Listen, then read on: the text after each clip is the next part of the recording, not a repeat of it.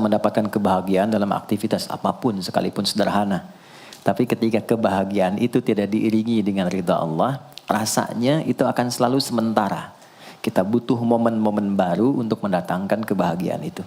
Tapi titik poin ketika Allah ridha dengan apa yang kita kerjakan, apa yang kita lakukan, maka Allah akan tanamkan satu cawan yang luas kandungannya, yang bisa menerima setiap keadaan dengan hal yang paling menyenangkan.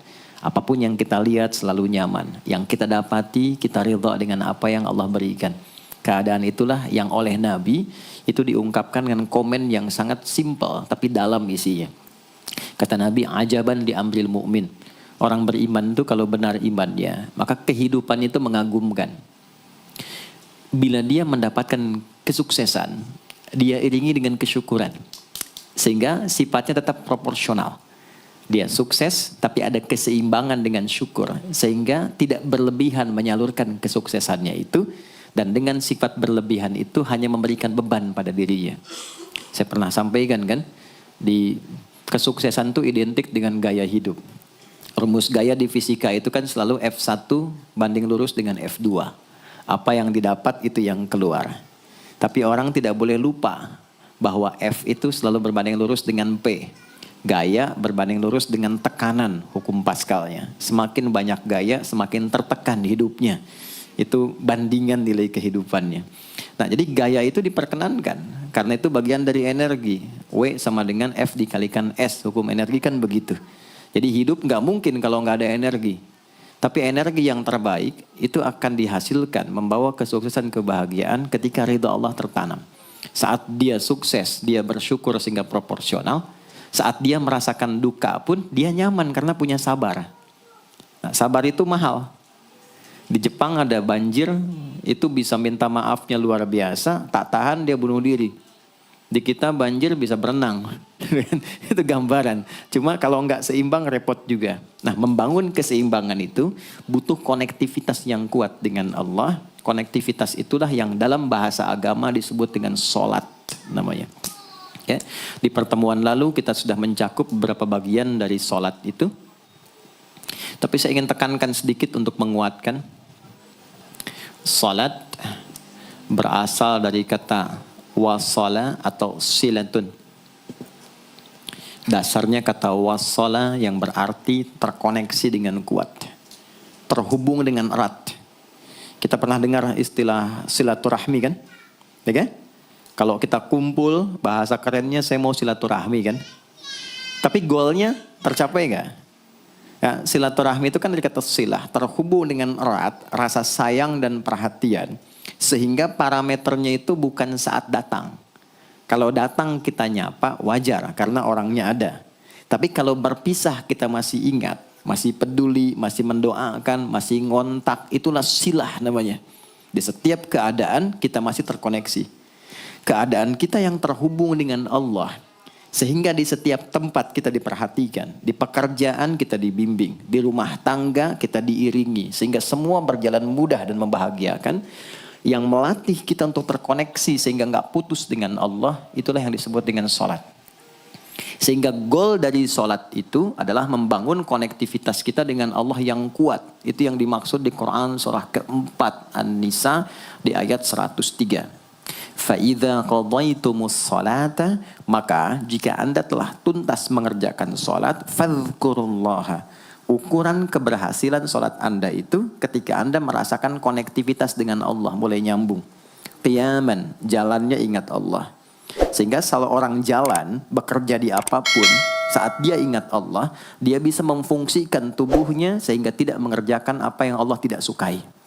Gak akan mungkin Anda melihat sesuatu yang tidak Allah senangi. Dalam keadaan yang sama Anda ingat Allah. Gak akan mungkin melangkah pada tempat yang salah saat ingat Allah. Dan itu tidak mudah. Karena banyak orang keluar masjid pun setelah selesai sholat masih tertukar sendal. Padahal kalau dia ingat Allah gak mungkin itu terjadi. Itu pelajaran dasarnya. Wa qu'udan wa ala junubikum. Baik itu duduk bahkan sampai berbaring. Ada koneksi. Nah jadi singkatnya, sholat itu semua gerakannya, semua bacaannya, Dari mulai kita bertakbir sampai kita salam, bacaan yang mengiringi, itu bukan sekedar gerakan hampa makna, formalitas kita bergerak dan berakhir, bukan sekedar membaca bacaan yang tidak ada isinya, tapi semua bimbingan bagaimana kita diajarkan langsung oleh Rasulullah bisa mengoneksikan lewat gerakan dan bacaan itu tersambung kepada Allah, sehingga feedbacknya semua apa yang kita bacakan dijawab oleh Allah. Semua gerakan yang kita lakukan ini hakikatnya bimbingan tentang inti kehidupan kita. Jadi di sholat itu ada bacaan, ada gerakan, ada hikmah, ada maknanya semua. Jadi bukan kita takbir begini hampa saja. Tidak. Kenapa mesti begini? Kenapa tangan yang kanan menutup yang kiri? Kenapa bacaannya setelah itu ada iftitah, ada al-fatihah? Itu ada maknanya. Dan dahsyatnya semua profesi-profesi sahabat dan generasi setelahnya yang belajar dengan benar tentang sholat ini, itu semua merubah hidupnya jadi lebih sukses dari apapun yang mereka pilih dalam menjalani hidup. Dan yang paling hebat, itu yang menjadikan Nabi mendapat perintah pertama bukan zakat, bukan haji, bukan umrah, bukan puasa, tapi sholat. Dan perintahnya khusus, spesial, disampaikan dalam peristiwa Isra Mi'raj untuk memberikan pesan begitu tingginya nilai sholat ini untuk kehidupan manusia. Mohon izin maaf bagi teman-teman yang baru bergabung, supaya tidak banyak mengulang, teman-teman bisa cek kembali di pelajaran sebelumnya. Kita kemarin telah selesai di pembahasan iftitah dengan tangan kanan meletakkan di punggung yang kiri, lalu kemudian diletakkan di atas dada seperti ini. Kesimpulannya adalah, saya cepat saja, dari mulai kita bertakbir, kalau ingin terkoneksi dengan Allah, maka fokuskan diri kita untuk tersambung. Buang urusan dunia semua ke belakang. Jangan bawa dalam sholat. Kalau ingin kita tersambung dengan Allah, tepikan yang lain, hadapkan diri kita, pasrahkan. Hanya Allah yang tinggi, yang agung, yang istimewa. Kalimat agung, tinggi, istimewa, itu disebut dengan akbar.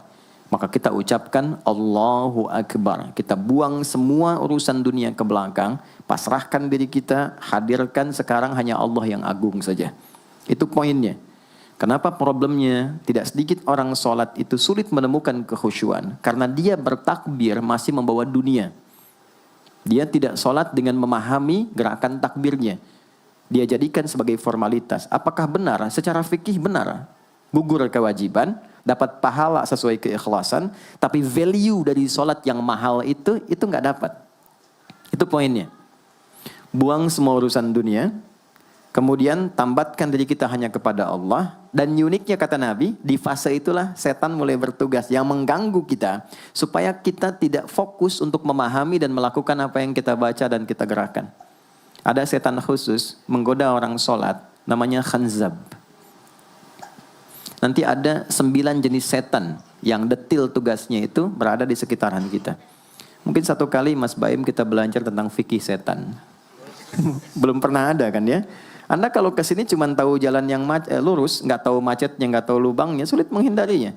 Kebanyakan orang belajar tentang malaikat, tapi nggak belajar setannya, sehingga nggak tahu setan apa yang sedang memprovokasi dirinya. Di Quran, malaikat disebutkan 88 kali, setan disebutkan 88 kali.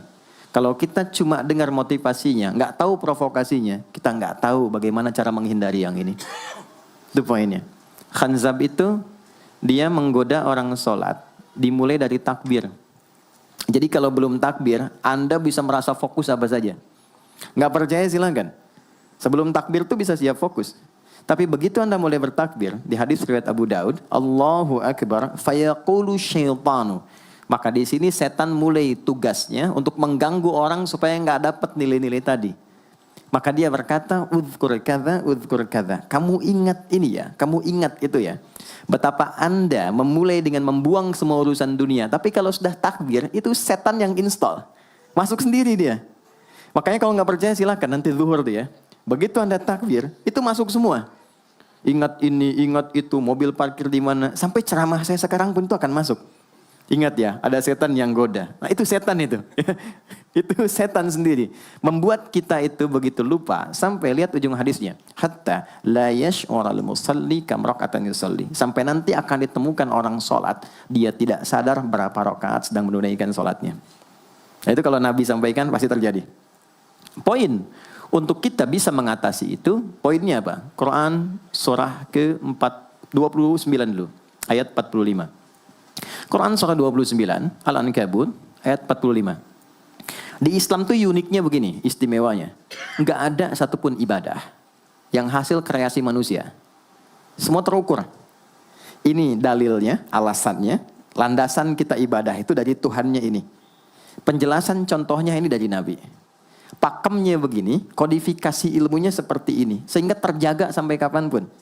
Dan tidak ada satupun yang kita kerjakan dalam ibadah, kecuali semua punya landasan yang kuat. Dan hebatnya diterangkan. Ini caranya, ini bacaannya, ini maksudnya seperti ini hikmahnya. Kenapa Anda begini? Kenapa begitu? Hasilnya apa? Ketika seseorang sedang memulai sholatnya, dari awal dia pengen fokus, tapi ketika dia mulai bertakbir, muncul godaan, maka sebelum sholat ditunaikan, Allah sudah ingatkan, Utlu ma uhya ilaika minal kitab. Utlu itu dari kata tilawah, artinya baca, pahami, amalkan apa yang telah dipahami itu.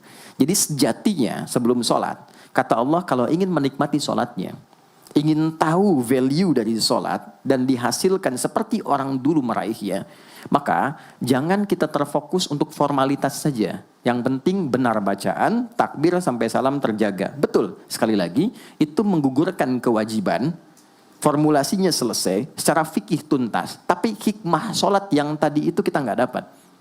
Maka yang terjadi apa? Baca dulu, tilawah, utlu, baca, pelajari dulu, sebelum sholat. Kemudian pahami, kenapa takbirnya begini? Kita kemarin sudah belajar. Kenapa tangan kanan menutup yang kiri? Apa maksudnya sampai kita diperintahkan sholat? Bagaimana kemudian saat kita baca Al-Fatihah? Kenapa yang dibaca itu? Apa yang jadi bimbingan dari Al-Fatihah untuk kehidupan kita? Kalau sholatnya seperti itu akan merubah hidup kita. Itu langsung Allah sampaikan demikian. Lalu kerjakan, wa aqimis shalah, tunaikan sholat seperti aku tadi isyaratkan, kata Allah. Inna sholata tanha 'anil fahsya wal munkar. Maka jika engkau menunaikannya seperti itu, sholat akan merubah hidupmu. Itu kata Allah tuh. Minimal mendorong kita berbuat jadi lebih baik.